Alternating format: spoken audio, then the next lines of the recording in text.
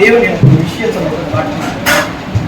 என்ன அப்படின்னா, ஒரு பெரிய ஒரு மரம், அந்த மரத்துல இலைகள் இல்லை, அப்புறம் பாத்தீங்க அப்படின்னா எந்த ஒரு கனியும் இல்லை. அந்த ஒரு மரத்துல ஒரு குருவி வந்து கூடு கட்டி வாழ்ந்துட்டு இருக்காங்க குடும்பமா. அந்த ஒரு குருவிகளுக்கு நாங்க என்ன செய்வோம் அப்படின்றது அவங்களுக்கு புரியல. ஆதாரம் இல்லை. மரத்துல ஏதாச்சும் பழம் இருந்தா எட்டு வந்து கொடுக்குறதோ இப்படியோ எல்லாம் வந்து பண்ணிருக்கலாம். ஆனா அந்த குருவிகளுக்கு ஒரே ஒரு எண்ணம் மட்டும் இருந்தது, கண்டிப்பா நமக்கு ஆதாரத்தை தேவன் எப்படியாச்சும் கொடுத்துருவாரு அப்படின்ற ஒரு எண்ணம் இருந்தது. அந்த நாள் ஃபுல்லா அவங்களுக்கு பட்னி தான். மறுநாள் பார்த்தா இலைகளே உருவாகம் இருந்தது. புது இலைகளை தேவன் உண்டு பண்ணினார், புது கனிகளை தேவன் உண்டு பண்ணினார். இந்த மாசத்தை எப்படி நம்ம வந்து கடக்க போறோம், நீங்க வந்து திங்க் பண்ணலாம். தேவன் நடத்துவார். அந்த குருவிகளே தேவனை நம்புனா நம்ம வந்து நம்பி இருக்கோம். அவங்களுக்கே தேவன் வந்து இலைகள் தந்து பழங்களை கொடுக்குறாருன்னா தேவன் நடத்துவார். அவங்க அந்த குருவிகள்லாம் கொஞ்சம் கூட வந்து அவங்க வந்து நினைச்சு பார்க்க மாட்டாங்க. முடியாததை கூட தேவன் முடியும்படி செய்வார். நீங்க நம்ம பார்க்க போறது ஒரு வித்தியாசமா தேவன் உங்களை வந்து நடத்துவாருன்னு நான் நம்புறேன். இப்ப நம்ம ஒரு வேலைக்கு போறோம், ஆரம்பத்துல எதுவுமே நம்மளுக்கு அறியாது. கொஞ்சம் போனதுக்கு அப்புறமா நம்மள வந்து ஒரு டேக் கொடுத்து ப்ரொமோஷனுக்குள்ள நம்மள வந்து நடத்துவாங்க. நமக்கு ஒரு பேர் வந்துடும், ப்ரோ அப்படின்னு ஒரு பேர். நமக்கு வந்து பேர் வந்து அது ஒரு இது கிடைச்சிடும். ப்ரோ அப்படின்னா நிலை பெற்றவன் அர்த்தம், புரியுதுங்களா? ப்ரோ அப்படின்னு இருந்தா அவனுக்கு என்ன கிடைக்கும்? ப்ரமோஷன் கிடைக்கும். ஃபர்ஸ்ட் நம்ம பார்க்க போறது ப்ரமோஷன். வாழ்க்கையில உயர்வை தேவன் நம்மளுக்கு கொடுக்க போகிறார். ரெண்டாவது, ப்ரமோஷன் வந்தா கண்டிப்பா ப்ராப்ளம்ஸ் வரும், போராட்டங்கள் வரும், பிரச்சனைகள் வரும். ப்ராப்ளம் வந்துட்டு அப்படியெல்லாம் விட மாட்டான். அந்த ஒரு வந்து ப்ரொடெக்ஷனா அந்த ஒரு ப்ரொடெக்டர் நம்ம கூட இருப்பாங்க. 3 விஷயங்கள் நம்ம பார்க்க போறோம்: ப்ரமோஷன், ப்ராப்ளம், அப்புறம் ப்ரொடெக்டர். 3 விஷயத்தையும் பார்த்துட்டு நம்ம முடிக்கலாம். எடுத்து நம்ம வந்து வாசிக்கலாம். சங்கீதம் 4:8. சங்கீதம் 4ஆம் சங்கீதம் 8ஆம் வசனம்.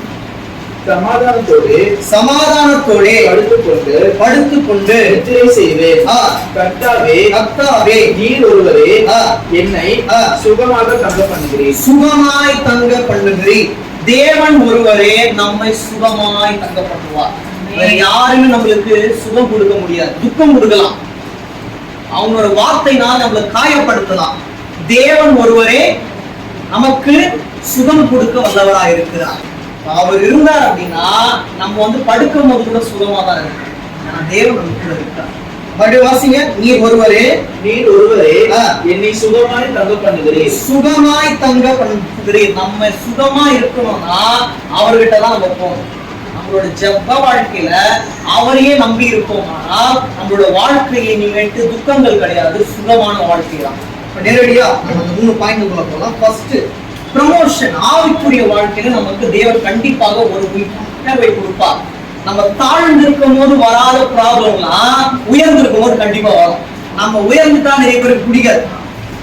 அப்பதான் காயப்படுத்துறதுக்காக ஏதாச்சும் ஒரு வார்த்தைகளை சொல்லியோ இவெல்லாம் உயர்ந்துட்டானா அப்படின்னு சொல்றதுக்கு நிறைய பேர் இருப்பாங்க. அந்த நேரத்துல நீங்க டவுன் ஆயிடக்கூடாது. அப்பவும் என் தேவன் என் கூட தான் இருக்காரு அப்படின்ற நம்பிக்கை உங்களோட இருக்குமானால் தேவன் உங்களை அற்புதமாய் அந்த ஒரு ப்ராப்ளத்துல இருந்து விடுதலை ஆக்கி கொண்டு வருவார். நம்புகிற மாத கையில. சரி, எடுத்து நம்ம வந்து வாசிக்கலாம். சங்கீதம் 27:5. நான் நேரம் இல்லாததுனால வேகமா போறேன். தீங்கு நாளில் அவர் என்னை தம்முடைய கூடாரத்தில் மறைத்து என்னை தமது கூடார மறைவிலே ஒளித்து வைத்து என்னை கண்மலையின் மேல் உயர்த்துவார். கண்மலையின் மேல் உயர்த்துவார். நம்புகிற மாத்திரம் வந்து கையில் கண்மலை ஆகிய ஆண்டவராகிய இயேசு கிறிஸ்து எங்க இருக்காரோ அங்கதான் நமக்கு ஸ்தலம். அதுதான் அங்க உயர்த்துவார். அவர் எப்படி உயர்ந்து இருக்கிறாரோ அவருடைய பிள்ளைகளாகிய நாமும் உயர்ந்திருப்போம், அவரோடு உயர்ந்திருப்போம். மறுபடியும் வாசிங்க. தீங்கு நாளில் அவர் என்னை தம்முடைய கூடாரத்தில் மறை. தீங்கு நாள்ல என்னை யாருமே வந்து பார்க்கலையே, காப்பாத்தலையே, எனக்கு ஆறுதலான வார்த்தை சொல்றேன்னு நீங்க கவலைப்படாதீங்க. தீங்கு நாள்ல அவரே தான் ஆறுதலா இருப்பார். உங்களை உயர்த்த தேவன் வல்லவராக இருக்கிறார். உங்களுக்கு உயர்வு வேணும்னா அந்த கண்மலையை பற்றி கொண்டிருங்க. அந்த கண்மலையா, அந்த ஒரு கண்மலையாகிய ஆண்டவராகிய இயேசு கிறிஸ்துவே உங்களை நித்தம் நித்தம் உயர்த்த வல்லவராக இருக்கிறார். உயர்ந்துட்டதுக்கு அப்புறமா ஆதியில கொண்டிருந்த அன்பை விட்டுறக்கூடாது. அதுதான் இம்பார்ட்டன்ட். ஆதியில கொண்டிருந்த அன்பை விட்டாய் அப்படின்ற சாட்சி தேவன் கிட்ட நம்ம வாங்கவே கூடாது. யோபை போல ஒரு உத்தமம் இல்ல. நன்மையானாலும் சரி தீமையானாலும் சரி, என்ன ஒன்று போட்டாலும் தேவனுக்காக நான் உறுதியா வாழ்வேன் அப்படின்றதுதான் நம்மளோட நம்பிக்கை. அப்படி நம்ம இருப்போமானால் கண்மலையின் மேல் நம்மை உயர்த்த தேவன் வல்லவராக இருக்கிறார். இன்னும் கூட எடுத்து வாசிங்க 37, 34 சங்கீதம் 37:34. நீ கர்த்தருக்கு காத்திருந்து அவருடைய வழியை கைக்கொள், அப்பொழுது நீ பூமியை சுதந்தரித்துக் கொள்வதற்கு அவர் உன்னை உயர்த்துவார். எங்கெங்க அவர் உயர்த்துறாரு அப்படின்னு சொல்றாரோ நம்ம பண்ண வேண்டிய ஒரே விஷயம், நம்ம தேவனோட வார்த்தையை கைக்கொள்ளணும். அவரையே பிடிச்சு கொண்டு இருக்கணும். அவரை பிடிச்சு கொண்டு இல்லாததுனாலதான் உயர்வு வந்தாலும் தேவன் நம்ம சில நேரங்கள்ல தாழ்த்துறாரு. நான் தானப்பா உனக்கு கொடுத்த இந்த ஒரு உயர்வை என்ன ஏற்றுக்கொள்ளாம இருக்கேன், என்னோட வார்த்தையை கைக்கொள்ளு. என்னோட வார்த்தையை நீ இறுதி வரைக்கும் கை கொண்டு வந்தனா உன்னுடைய உயரம் உயர்ந்துட்டே இருக்கும். அங்க ஏதாச்சும் ஒரு ப்ராப்ளம் வரும்போது பாதுகாப்பாளர் நான் உன்னை பாதுகாக்க வல்லவராக இருக்கிறேன். அப்ப யாரை நம்ம கை கொள்ளணுமா? தேவனோட வார்த்தையை, தேவனையே நம்ம கை கொண்டு வாழ்வோமானால் கண்டிப்பாக இந்த வீடு உயர்ந்து கொண்டே இருக்கும். அடுத்த மாதம் வாடகை எப்படி கட்ட போறேன்னு சொல்லிட்டு கவலையே படாதீங்க. தேவனே அனைத்து காரியங்களையும் நடத்துவா. நீங்க நினைச்சு பார்க்காத விதமா நடத்துவா அப்படின்னு சொல்றவங்க மாத்திரம் கரங்களை உயர்த்து. இன்னொன்று கூட எடுக்கும் வாசிக்கலாம். யாக்கோபு 4:10. யாக்கோபு 4:10. கர்த்தருக்கு முன்பாக தாழ்மைப்படுங்கள், அப்போது அவர் உங்களை உயர்த்துவார். நம்ம கிட்ட தாழ்மை இருக்கான்னு கேட்டா சில நேரங்கள்ல இது தாழ்மை இருக்குது, சில நேரங்கள்ல பெருமை இருக்குது. தாழ்மை ரொம்ப முக்கியம். தேவனே ஆண்டவராகிய இயேசு கிறிஸ்துவே தாழ்மையா இருக்கும் போது நம்ம எப்படி இருக்கணும்? நம்ம தாழ்மையா தான் இருக்கணும். எவ்வளவு உயர்வு வந்தாலும் நம்ம தாழ்மையா இருக்க கற்றுக்கொண்டோமானால் நம்மளோட வாழ்க்கைய வித்தியாசமாக தேவன் உயர்த்த வல்லவராக இருக்கிறார். தாழ்மைதான் முக்கியம், பெருமை இருக்கக்கூடாது. மறுபடியும் வாசிங்க. கர்த்தருக்கு முன்பாக தாழ்மைப்படுங்கள், அப்பொழுது அவர் உங்களை உயர்த்துவார். நீங்க தாழ்மைப்பட்டால் போதும் தேவன் உங்களை உயர்த்த வல்லவராக இருக்கிறார். அதாவது சில பேர் நீ என்கிட்ட தாழ்மையாரு, என்கிட்ட தாழ்மையா, ஏன் பெற்றோர்கிட்ட தாழ்மையா இருக்க மாட்டேங்கிற? நீ தேவன் கிட்ட தாழ்மையா இருந்துட்டாலே பெற்றோர்கிட்ட தாழ்மையா இருந்துடும். நம்மளுக்கு பெரியவங்களா இருக்காங்களா, சின்னவங்களா இருக்காங்களா, எல்லாரும் முன்னாடி தாழ்மையா இருக்கும். அவங்களுக்கு கீழ்ப்படியும். கீழ்ப்படியாம ஏன் வருது அப்படின்னா தேவன் கிட்ட நம்ம தாழ்மையா இல்ல, தேவனுக்கு கீழ்ப்படியில அப்படின்றதுனாலதான் பெற்றோர்கிட்டயும் நம்ம கீழ்ப்படியாம இருக்கும், தாழ்மையே இருக்க மாட்டோம். தாழ்மை இருக்கணும்னா தேவன் கிட்ட நம்ம தாழ்மையா இருந்தால் மற்ற எல்லாருக்கிட்டையும் நம்ம தாழ்மையா இருக்கும். இன்னும் கூட நம்ம எடுத்து வாசிக்கலாம். இது 2வது காரியம். நம்ம இப்ப பார்த்தோம். ஃபர்ஸ்ட் விஷயம், தேவன் ஒரு உயர்வை கொடுக்கணும் அப்படின்னா தேவனையே பற்றி கொண்டிருக்கணும், தேவனுடைய வார்த்தையை கை கொள்ளணும். இப்ப பார்த்தோம் தேவனுக்கு முன்பாக தாழ்மையா இருக்கணும்னு பார்த்தோம். 2வது விஷயம், தேவன் உயர்வை கண்டிப்பா கொடுப்பாரு. அப்படி கொடுத்துட்டாருன்னா கண்டிப்பா உங்களுக்கு போராட்டங்கள் வரும், இக்கட்டான சூழ்நிலைகள் வரும். பேசாதவங்க கூட பேசுவாங்க, உயர்ந்துட்டாங்களா அப்படின்னு பேசாதவங்க கூட பேசுவாங்க. அந்த மாதிரி நேரத்துல நீங்க தேவனை பற்றி கொண்டுதான் இருக்கும். அதுதான் இந்த நம்ம இப்ப பார்க்க போறோம். எடுத்து வாசிங்க. எபேசியர் 6:12. 6:12 எபேசியர். ஏனெனில் மாமிசத்தோடும் இரத்தத்தோடும் அல்ல, துரைத்தனங்களோடும் அதிகாரங்களோடும் பிரபஞ்சத்தின் அந்தகார லோகாதிபதிகளோடும் வான மண்டலில் உள்ள பொல்லாத ஆவியின் சேர்ந்து நமக்கு போராட்டம் உண்டு. இந்த போராட்டத்தையே நம்மளால தாங்க முடியல. மாம்சத்துக்குள்ளான ஒரு மனுஷங்க நமக்கு ஒரு காயங்கள் கொடுக்குறாங்க, துக்கங்கள் கொடுக்குறாங்க, பல விதமா பேசுறாங்க. இதையே தாங்க முடியலையே. நமக்கு பொல்லாத ஆவிய கூட போராட்டம் இருக்குது. அதெல்லாம் நம்ம மேற்கொள்ளணும்னா அதை விட உயர்ந்தவர் நம்மோடு இருப்பாரானால் அதை கண்டிப்பாக நம்ம மேற்கொள்ளுவோம். இதெல்லாம் மாம்சத்துக்குரிய காரியங்கள். யார் பேசினாலும் காதலே வாங்காதீங்க. தேவன் என் கூட இருக்கார், அவர் நடத்துவார். யாருமே இல்ல, நான் மட்டும் இந்த வீட்டுல வந்து தனியா இருக்கேன்னா கவலைப்படாதீங்க, அவர் இருக்காரு. இனிமேல் நான் வந்து தனியா இருக்கேன்னா சொல்லாதீங்க. மாம்சமானவர்கள் கண்டிப்பா காயப்படுத்துவாங்க. தேவன் ஒரு நாளும் நம்மை காயப்படுத்த மாட்டார். இங்க மட்டும் கிடையாது நம்மளோட போராட்டம். இந்த வான மண்டலத்துல இருக்கிற பொல்லாத ஆவியும் கூட நம்மளுக்கு வந்து போராட்டம். அப்ப நம்மளோட ஜீவியம் எப்படி இருக்கணும்? ஆவிக்குரிய ஜீவியமா இருக்கணும். நம்ம ஜீவியம் எல்லாம் ரெண்டு விதமா இருக்கு. நான் வேற யாருமே எக்ஸாம்பிள் நான் வந்து எடுக்கல. நான் என்ன நானே எடுத்துக்கிறேன். இப்ப நான் காலேஜுக்கு போறேன். காலேஜுக்கு ஒரு மாதிரியும், வீட்டுக்கு ஒரு மாதிரியும், ஸ்கூலுக்கு ஒரு மாதிரியும் நான் இருப்பேன். ஆனால் தேவனுக்கு உட்பட்டவன் அல்ல, இந்த உலகத்துக்கு உட்பட்டவன். நான் யாருக்கு உட்பட்டவன்? தேவனுக்கு உட்பட்டவனா. தீமையான காரியங்களை ஒருவன் என்கிட்ட வந்து பேசுறான்னா, உனக்கு விருப்பமா இருந்தா வேற யாருக்கிட்டையாச்சும் பேசிக்கப்பா, என்கிட்ட பேசுறாங்க. நான் தேவனுக்கு உட்பட்டவன். நான் அதை கேட்கவும் மாட்டேன், பார்க்கவும் மாட்டேன், பேசவும் மாட்டேன். அப்படின்றது ஆவிக்குரிய ஜீவியம். இங்க ஒரு மாதிரியும், நான் அங்க போயிட்டு நான் வந்து வேற ஒரு மாதிரியும் இருந்தா, நான் எந்த இடத்துல தேவன் என்ன போய் நடத்தினாரோ அந்த இடத்துல நான் தாழ்த்திடுவேன். அவருக்காக வாழ்ந்தா அவருக்காக வாழணும், வாழ்ந்தா அவருக்காக, செத்தா அதுதான் வாழ்க்கை. ஆவிக்குரிய வாழ்க்கை என்பது ஏதோ வாழ்ந்து முடிப்பதல்ல, அவருக்காகவே வாழ்வது. அவருக்காக வாழ்ந்தா அவர் நம்மளோட காரியங்களை நேர்த்தியாய் நடத்துவார். நேர்த்தியா நடத்துவார் அப்படின்னு சொல்ற மாத்திர கையில வரும். ஏதோ நம்ம வந்து டல்லா இருக்கக்கூடாது, எப்பவுமே சோகமாக இருக்கக்கூடாது, சந்தோஷமா இருக்கும். ஏன்னா அந்த சந்தோஷத்தை தரக்கூடிய வல்லமையுள்ள தேவன் நம்மோடு இருக்கிறதுனால துக்கங்கள் வந்தாலும் அதை இன்பங்களாக மாற்ற தேவன் வல்லவராக இருக்கிறார். எடுத்து நம்ம வந்து வாசிக்கலாம். 1 தீமோத்தேயு 6:12. 1 தீமோத்தேயு 6:12. விசுவாசத்தின் நல்ல போராட்டத்தை போராடு. விசுவாசத்தின் நல்ல போராட்டத்தை போராடு. விசுவாசமா எதை பேசும்? விசுவாசமா இருக்கு. எனக்கு இன்னைக்கு தேவன் எப்படி நடத்துவார்னு எனக்கு வந்து தெரியலையே, நான் விசுவாசம் இல்ல, அவிசுவாசிக்கு உலகம் வந்து ஒன்னாயிடும். அப்புறம் நம்ம விசுவாசமா இருக்கணும். தேவன் என்ன இன்னைக்கு நடத்துவார், இன்னைக்கு நடத்துனதை விட நாளைக்கு இதை விட மேன்மையா நடத்துவார்ன்றதுதான் விசுவாசம். ஒண்ணுமே இருக்காது நம்ம கிட்ட. நம்மளுக்கு ஆதாரம் சாப்பிடறதுக்கு காசுலயே நம்ம வந்து திங்க் பண்ணிட்டு இருக்கோம். அப்பதான் அற்புதம் நடத்துவார். கொரோனா காலகட்டத்துல யாரும் வந்துட்டு எங்க குடும்பம் நடக்காது அப்படின்னு வந்து திங்க் பண்ணிருப்பாங்க. அவங்க முன்னாடி நம்மள தேவன் அற்புதமா தான் நடத்தினார். அன்னம் தண்ணீர் வந்து குறைவுபடாம நடத்தினார். எவ்வளவு பேர் வந்து ஜீவன் இல்லாம போனாங்க. நம்ம ஜீவனோடு இருக்கிறதே தேவனுக்கு நம்ம வந்து விசுவாசமா இருக்கும் அப்படின்றதுக்கான ஒரு விஷயம் தான். இன்னைக்கு ஜீவனோடு இருக்கும்ல, நம்ம விசுவாசமா இருக்கணுமா இல்லையா? நேற்று நம்மை நான் வந்து நடத்தினவர் இன்றும் நடத்துவா, நாளையும் நடத்துவா, இறுதி காலம் வரைக்கும் நடத்துவா. நான் வந்து இப்ப நம்ம வந்து இங்க வந்து ஒன்னு ஐக்கியமாவோம் அப்படின்னு நம்ம வந்து நினைச்சு பார்த்துருக்க மாட்டோம். தேவன் உண்டு பண்ணினான்.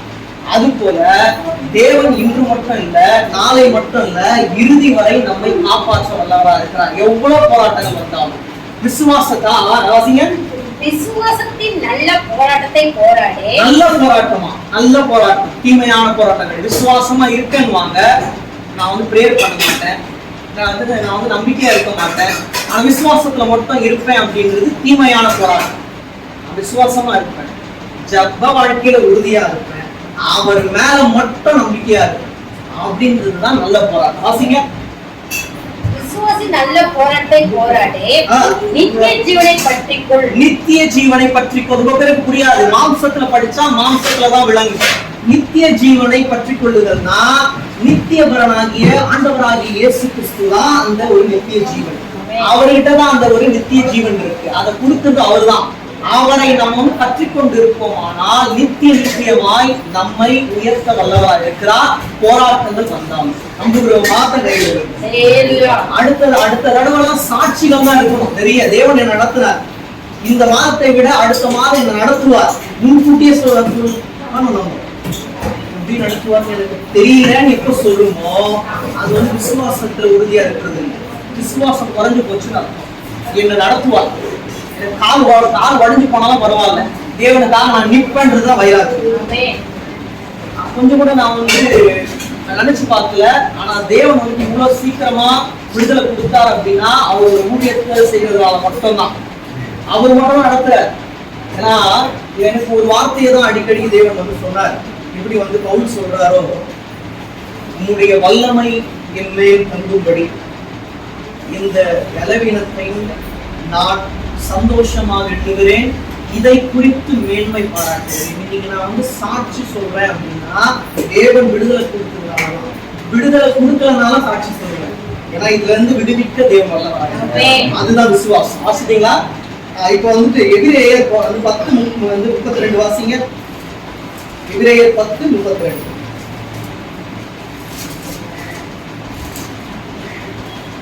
முந்தின நாட்களை நினைத்துக் கொள்ளுங்கள். முந்தின நாட்களை நினைத்துக் கொள்ளுங்கள். நீங்கள் பிரகாசமாக்கப்பட்டிருந்த அந்த நாட்களில் உபத்திரவங்கள் ஆகிய மிகுந்த போராட்டத்தை சகித்தீர்களே.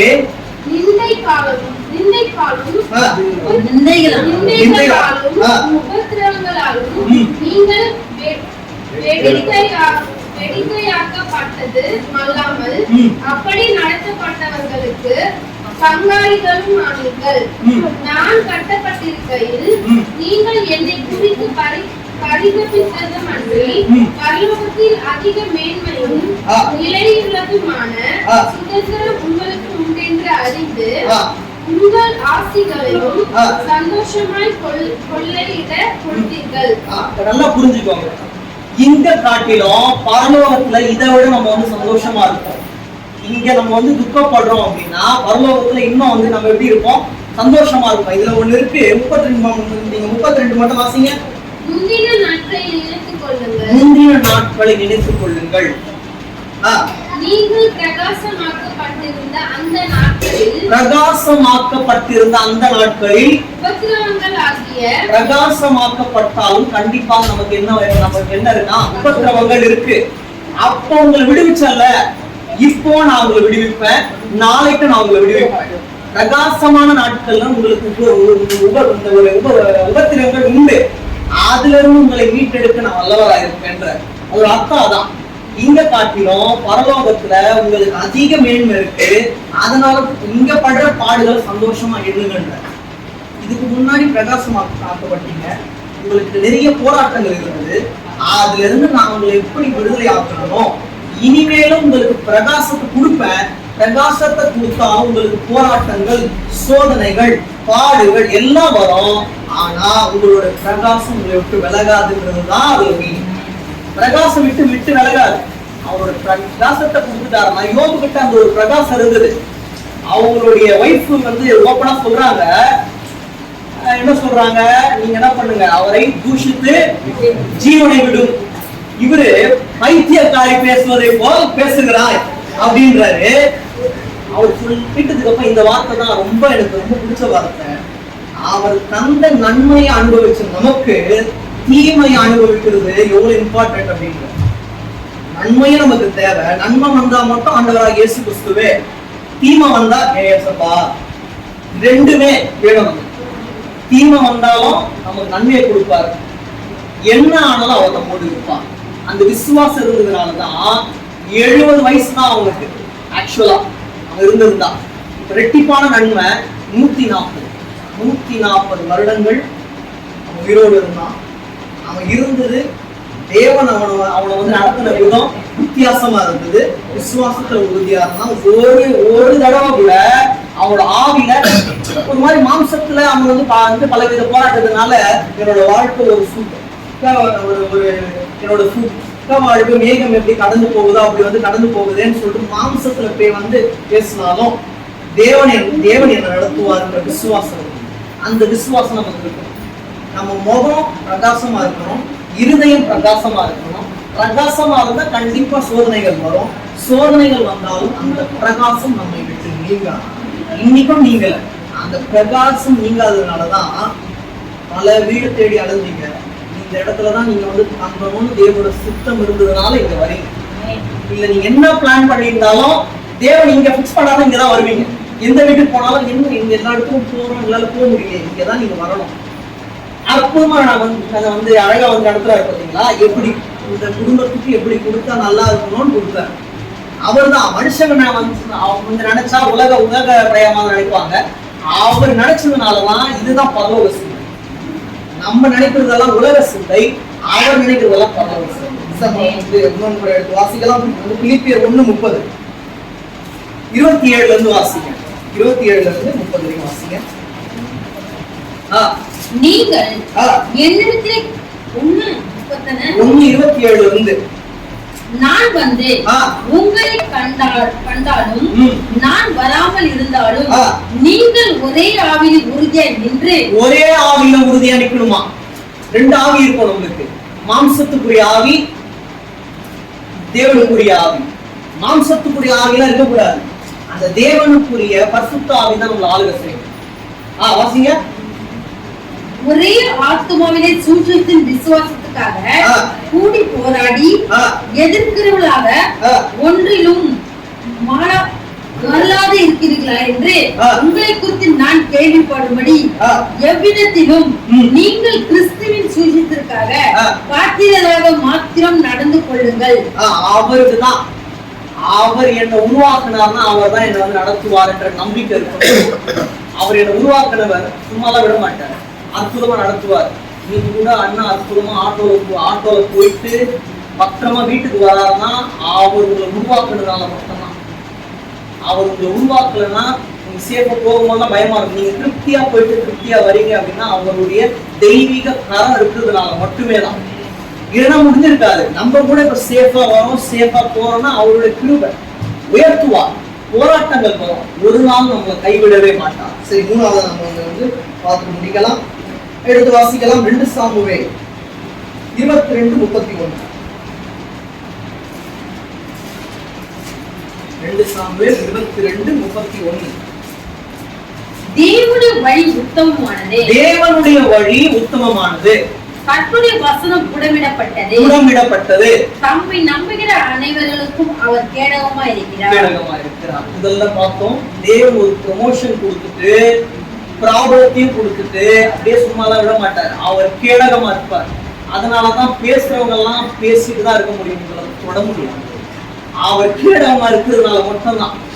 அதனாலதான் அவர் என்ன பண்றாரு, என்னுடைய வழி உத்தமமான வழி, என்னுடைய பாதையில வாப்பா, என்னுடைய கீழே வாப்பான்னு கூப்பிடுறாரு. அந்த ஒரு உத்தமமான வழியில எல்லாம் நம்ம வந்து போறது. நம்ம ஒரு வழியை உண்டு பண்ணிதான் போறோம். அந்த வழியில போவோமானா தேவன் கண்டிப்பா நமக்கு கேடகமா இருப்பார். வித்தியாசமான கேடகமா இருப்பார். அதாவது உடைக்க முடியாத ஒரு கேடகமா இருக்கும். மறுபடியும் வாசிங்க. தேவனுடைய வழி உத்தமமானது, கர்த்தருடைய வசனம் புடமிடப்பட்டது. என்றைக்குமே அது வந்து மாறாது. ஒரு பாடல் ஒன்று இருக்கு. வெளியை குடமிடும் போல என்னை குடமிட்டி அதனால் நான் சுத்தமானேன்.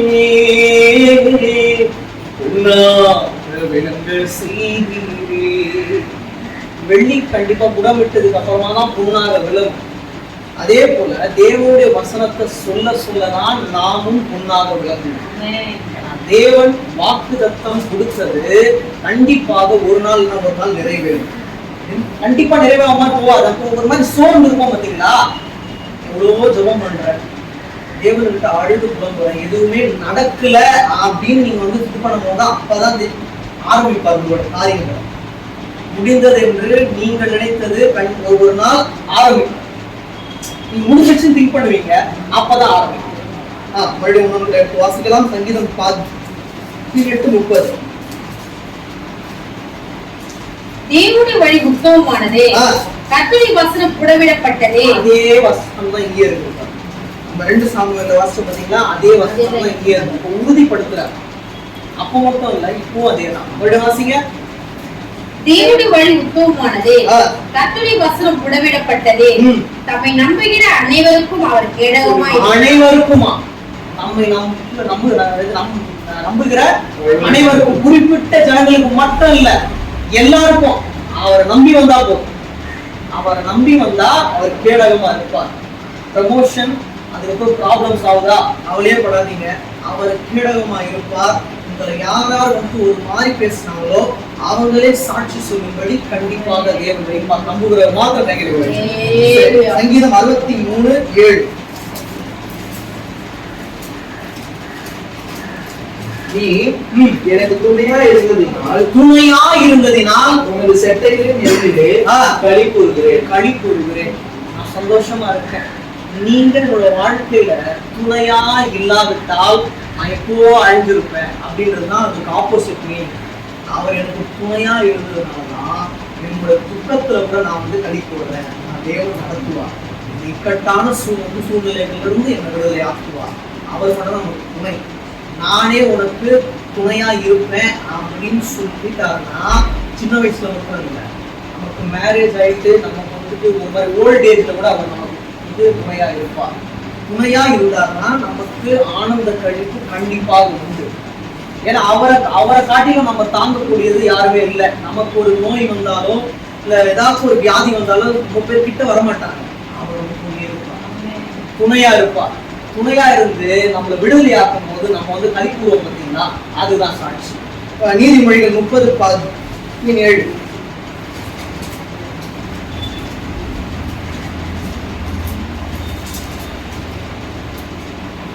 தகப்பனை பரியாசம் பண்ணி தாயின் கட்டளையை அசட்டை பண்ணுகிற கண்ணை நதியின் காகங்கள் பிடுங்கும். இதை ஏன் தேவன் வந்து சொல்றாரு அப்படின்னு எனக்கு வந்து தெரியல, அதனால சொல்றேன். தகப்பனை பரியாசம் பண்ணி தாயின் கட்டளையை அசட்டை பண்ணுகிற கண்ணை நதியின் காகங்கள் பிடுங்கும், கழுகி குஞ்சுகள் தின்னும். இது எவ்வளவு ஒரு பயங்கரமான வார்த்தை எனக்கு வந்து தெரியும். ஆனா தேவன் சொல்றேன். இந்த மறைமுகமான அர்த்தம் நமக்கு தாயும் தந்தையுமா இருக்கிறது ஆண்டவராகிய இயேசு கிறிஸ்து. அவரோட வார்த்தையை நீங்க எப்பப்ப அசட்டை பண்றீங்களோ பிசாசு உங்களோட வாழ்க்கையை புடிச்சுப்பான்றதுதான் வாசிங்க.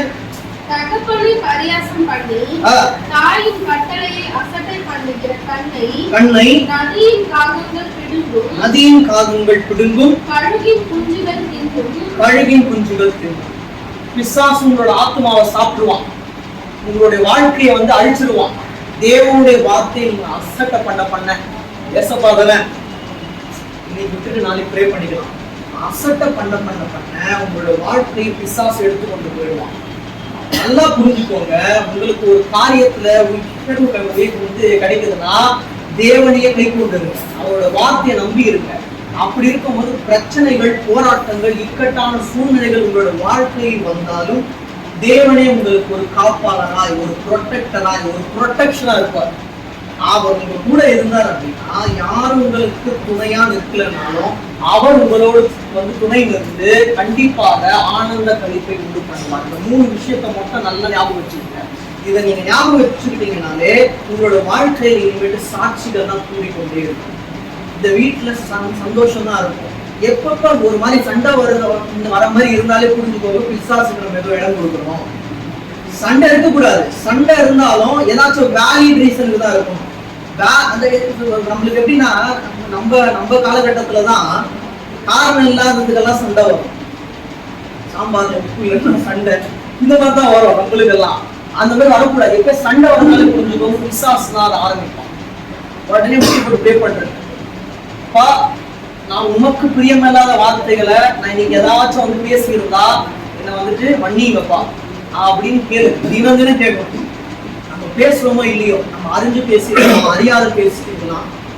என்னுடைய இருதயத்தை சுத்தப்படுத்துங்க. அப்போ மேல சுத்தப்படுத்த வேண்டிய அவசியம் இல்லையானா இருதயத்தை நீங்க வந்து சுத்தப்படுத்திட்டாலே உங்களுடைய இந்த வெளிப்புறமும் சுத்தமாயிடும், இருதயம் சுத்தமா இருக்கும்.